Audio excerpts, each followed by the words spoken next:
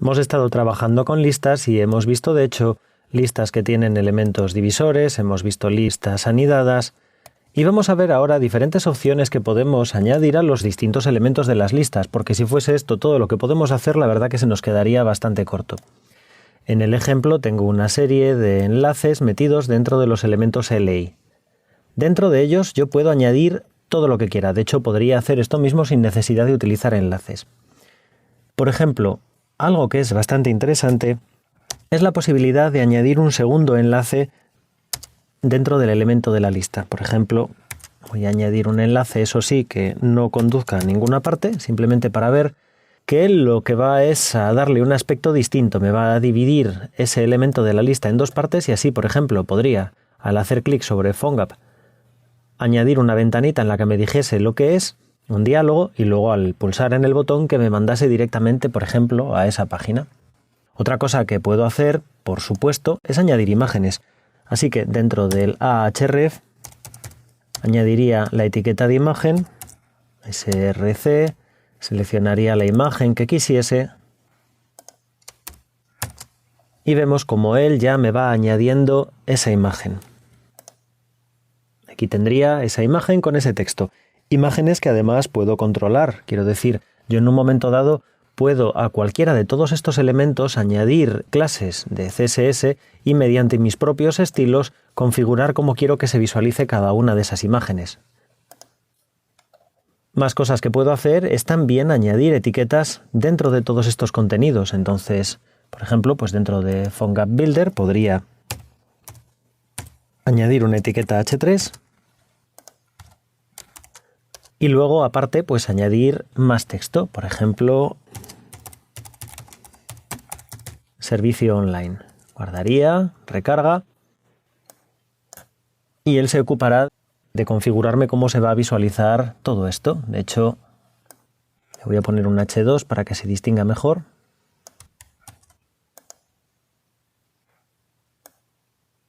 Hay poca diferencia, pero un poco de diferencia sí que hay. También podemos meter aquí dentro divs y luego esos divs, como digo, configurarlos tranquilamente con estilos CSS para que se recoloquen las cosas a nuestro gusto. Podemos añadir botones o lo que queramos. Y otra cosa que también se suele añadir mucho es información en la parte de la derecha de las listas. Y eso también es bastante fácil hacerlo. Por ejemplo, si yo quiero que después de Dreamweaver me ofrezca el número de veces que se ha hecho clic sobre ese enlace, puedo añadir una etiqueta span y ese span que tenga la clase que me va a servir para mostrar ese tipo de globo que es tan típico de las aplicaciones móviles. Puedo añadir una etiqueta span que tenga alguna de las clases de los componentes de interfaz del jQuery Mobile.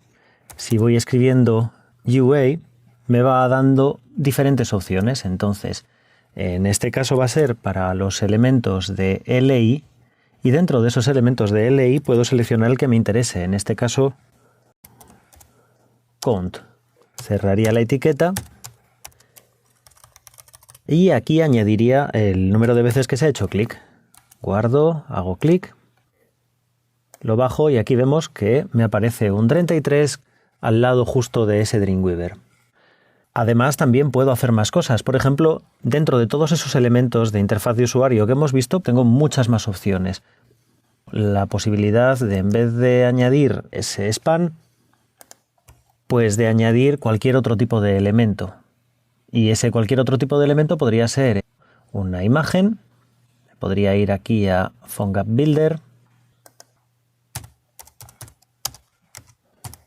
src, seleccionaré la imagen del PhoneGap Builder, de hecho, class UI LI, y por ejemplo puedo hacer que esa imagen deje de ser una imagen normal y se comporte como si fuese un icono.